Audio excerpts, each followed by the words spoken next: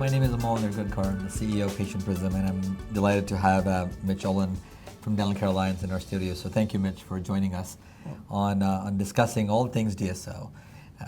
One of the big questions I have for you is, you've built a DSO that's pretty large in this country, and over the last 20 years, you've been involved in not only running it but scaling it.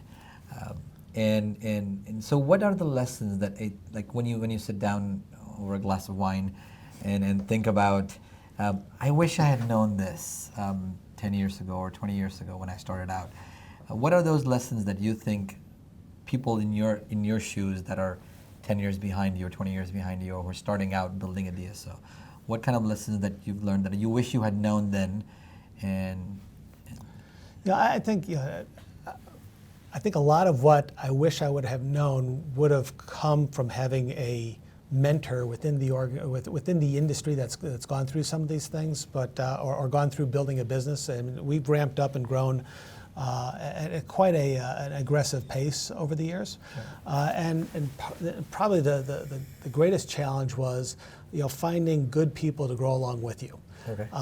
This is a relatively new industry. It still is a new industry. But when we started, there was nobody that was running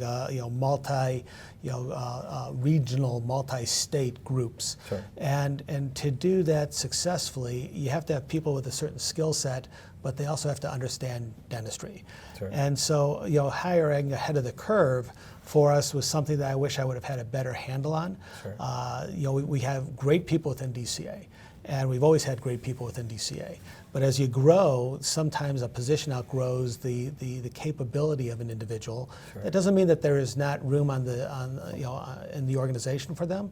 It just means that you have to address, instead of trying to nurture something along that is, that probably doesn't have a good chance of success with them in that position, you need to be able to look at it and say, this is not the right person for this job, and what I need out of this job today, and move them into a different role, and then find somebody that can take you from point A to point B of the next chapter of the growth of the organization. That is something I wish I would have had a better handle on. Sure. I wish I would have also, and this is just pride. Okay. I wish I would have been, quicker to admit mistakes, whether that be knowing when to pull the plug on a location that is not working for whatever reason. Sure. The facility is not right. The market has changed. It's time to renew the lease, and the ego and pride of I'm going to succeed at all costs. Sometimes you make decisions that you should step away and say, is this the right decision for the organization long term? And that could be around people, it could be around locations, it could be around services. There's a lot of things that as entrepreneurs build their companies, that they want to believe that they can power through any challenges put in front of them. And sometimes it's just best to say, I gave it my best shot. I'm going to put my resources over here, and we're going to be better for it.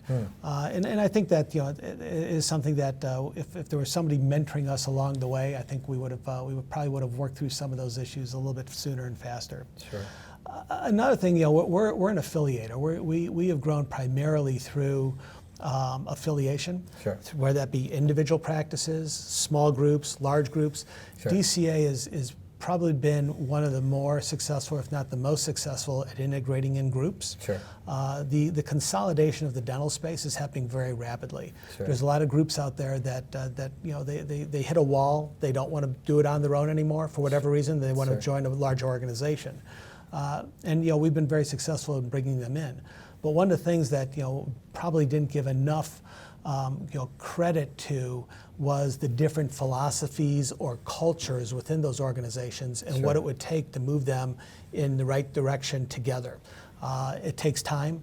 It takes a lot of nurturing. It takes a lot of meeting and finding commonality and common ground, and then ultimately growing together and growing stronger together, which is actually DCA's tagline. Sure. But to get to where we're at after 24 years of doing it, we certainly not without stubbing our toes, in that time period. So those are the kind of things that that I think are the most important. Actually, one other, and that is embracing technology and and what it can do to make your company more efficient. Sure.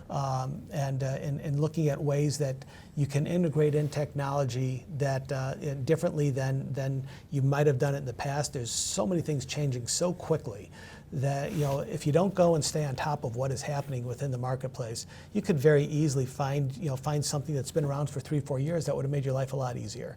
And so that's staying engaged within within the community, within the marketplace. To further that comment about technology, does it get harder when you become a larger organization to move, to be nimble?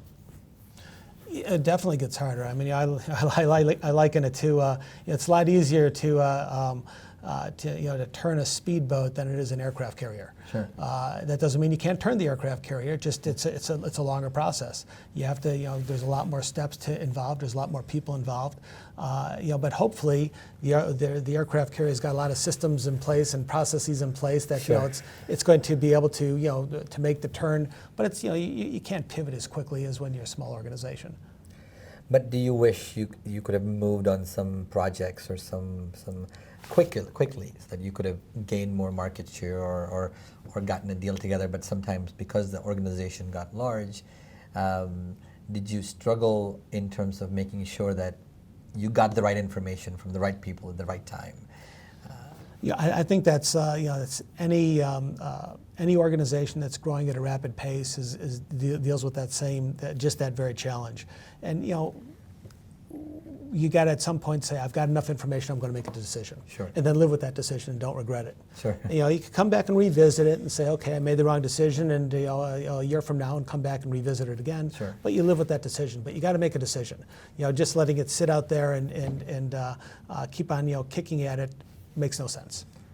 And these are great points. I mean, I think anybody who's in Mitch's shoes today should definitely think about, especially hiring the right people and getting the right people on the bus, even sometimes before you need them, is going to be crucial. And even having a mentor. I mean, I think that's something that a lot of people talk about, having somebody that can just tell you from because they've been there in different organizations, that can tell you, hey, I think this is the way. Sometimes we get stuck in our own way of thinking. And sometimes it's hard to get external feedback. So, and I think you should, whatever size your organization, always be looking at succession plan for how do you grow. Every person, in the way that we've recruited within Dental Care Alliance, it was important that whether you're a dental assistant coming in, sure. there's a career path if you want to grow within the organization. Nice. And you gotta have a system that grooms those people to the next level. Nice. Because as you grow, you need those folks. They're going to be attracted to the organization because of that opportunity. Wow. You need them to fulfill those goals and expectations for them as well as the organization. Going outside, you're going to find talent, but you're not going to find talent that understands dentistry. So if you have people that understand dentistry and you can groom them, sure. and you can move them along in the organization, and that's an exciting career opportunity that didn't exist within dentistry just a few short years ago. And now there's a lot of opportunity for folks that, whether you be dental assistants or office managers or dentists that want to be clinical directors, or hygienists that want to teach others and mentor others. There's a lot of things that they can do today that they didn't have before when they were just working in a solo practice somewhere. This is a great